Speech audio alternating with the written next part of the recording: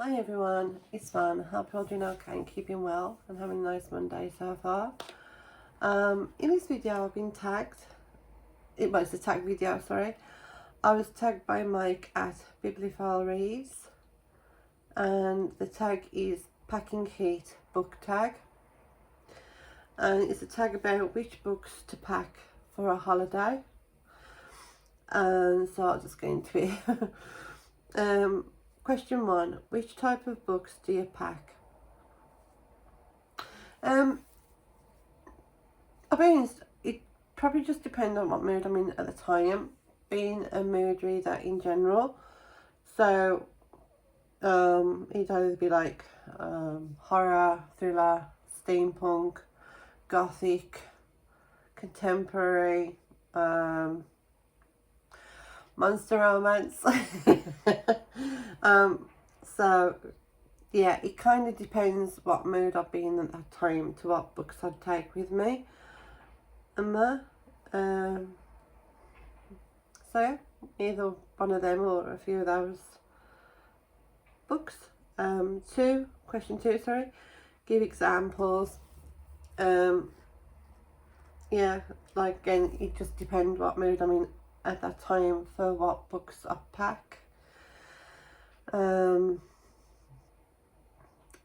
So again, it'd be like horror, thriller, steampunk, or whatever mood I'm in that specific time to what books I'd take with me. Question 3. Should you leave space in your bag to bring back books? Sorry. Should you leave space in your bag to bring back books bought on holiday? Yes. Yes, I think you should, and I think you'd be wise too. Yeah, when I've been on holidays in the past, and it's been many moons since I've been on holiday, but like, I've always tried to leave a space in my travel case or in my suitcase, like a travel bag or suitcase, to bring back books, because it's been known for me to do that, to bring books back.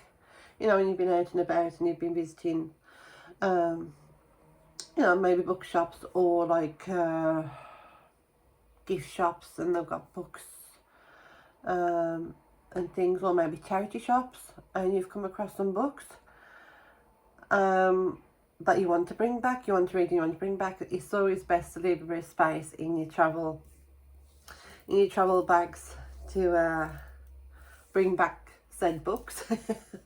So yeah, it's always wise to do that.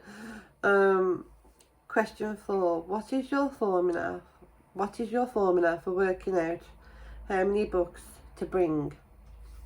I think it just depends how long you're going on holiday for, and how much of a fast or how much of a speed reader you are. Like in the past, if I've been away for like a week, I'd tend to take the one book. Or if going longer than a week, say 2 to 3 weeks, then like 2 books. And I think it just depends on what you've got planned to do when you're on holiday. So if it's a new destination that you're going to, then maybe you'd want to do like sightseeing, you know, tourist visits and things like that. So you probably would be doing more of that kind of activity than what you would be reading. But if it's a familiar place and a place you've been before and you've enjoyed and you've already done the sightseeing thing, and you just want to relax by the pool, or you want to relax, you know, in the forest or in the parks, or, you know, or in the hotel or caravan or wherever you're staying at, then, you know, I think you probably would take a few more books. But if it's a first time destination, then maybe just take the one book to read when you're not, you know, out and about doing touristy things. So yeah, I think it just depends on, to me it would depend if I've been to the place before. If I have, and I've already done the, you know, the sightseeing tourist thing, then I probably would take 2 to 3 books. But again, depending how long I'm stopping there for, But if it's a new place I've never been, then I will probably just take the one book, because I'll be doing more, hopefully I'll be doing more sightseeing. And but yeah, I think it just depends on if you're going any tourist plans, any visiting plans to do. Or again, if you're just chilling out by the pool, or chilling out in a hotel, or caravan, or like the forest, or the rivers, or anything like that, then maybe take a few books to, have a relaxing time, chill out time. Bonus question 5. What book would you recommend to someone who can't travel? A book which would make them feel like they've gone on holiday while reading it. I've sort of pre-planned this one. When I was reading the questions, and I saw this one as a bonus question. So I'm going to sort of do a show and tell style answer for this one as well, if that's okay.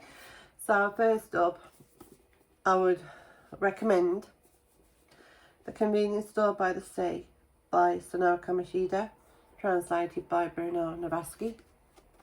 That's that one. And this is a wonderful book. It's a great story. And for those who would like to travel to Japan or South Korea and visit the 24/7 convenience stores and things like that, then I would recommend this book. It's fantastic. It's got all the feel-good factors, the warm fuzzies, you got the Japanese cherry blossom, you got the sea, obviously the store's set by the sea, and you've just got fascinating, eccentric, warm characters, and you can just picture yourself sort of visiting this store, browsing the aisles, grabbing some snacks and some drinks, and just chilling out in the relaxing area and just watching the world go by and like people watch. And what I mean by that, just like be fascinated by these characters, how they interact with each other, and just have a warm, welcoming atmosphere around you, and you just kicking back and relaxing in this store. Having a friendly welcome by Mr. Shiba, who owns Tenderness, which is a store in this book, and just meeting and hanging out with these great characters. So yeah, for a warm setting, a nice sunny fuzzy feeling, and just to feel good vibes with, again, fascinating, eccentric, lovable characters, then I recommend this one, Convenience Store by the Sea. Next book, if time travel was a thing and somebody invented a time machine and I won the lottery and I could go back in time in this time machine, the first place or the first era I'd love to go back to is Victorian times. And nothing would be better than to hang out with Jem Flockhart and Will Quartermain. This is book 1 of the Jem Flockhart series by E.S. Thomson.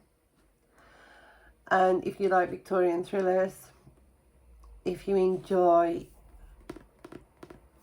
being transported to a time where, when reading, all the sensations are there, as in sense, scenes, like settings, scenes, sights, descriptions, then I thoroughly recommend Jem Flockhart, E.S. Thomson. Great characters, great books, very enjoyable. And it's like I've said in previous videos, it's like I'm actually there. These are just such immersive reads in the way Elaine describes everything that she writes. It's like you've been transported back in time and you're just observing alongside what Will and Jem are doing in regards to crime solving. So you got Jem Flockhart, who's like an apothecarist, and her job is like obviously working in this apothecary and things like that, but she also like kind of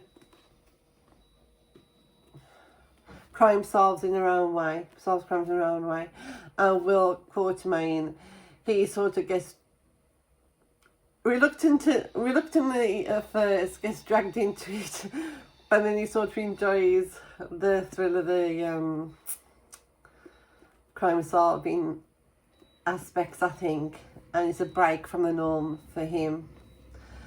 And they're just fantastic, well written, enjoyable thrillers. Can't recommend these enough. This is the first book what got me into, well obviously it's the first book of Jem Flockhart series, well, but it's the first book what got me into Elaine Thompson's writing, and I've been a fan of hers ever since. I've read all the Jem Flockhart books and they're just wonderful reads. So yes, if you want to time travel back to Victorian era, then I recommend. As part of a holiday, if time travel was a thing and you could do that for a holiday and you'd like to travel back to Victorian times, then yeah, I recommend Beloved Poison. I apologise for any background noise you might hear at the moment. And the third book I would like to recommend to someone who can't travel, which would make them feel like they've gone on holiday while reading it. Again, if time travel was a thing, Blood and Gold. Blood and Gold, The Vampire Chronicles by Anne Rice. Controversial opinion, I know. I know Marius, the vampire, has got his haters out there. But I adore Marius. I think he's a fantastic character. I really do. This is his story. And it was an absolute joy to read. To be transported back to ancient times.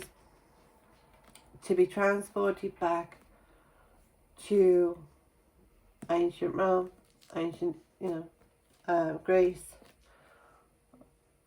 To be transported back to the time of the event in Pompeii in regards to Mount Vesuvius.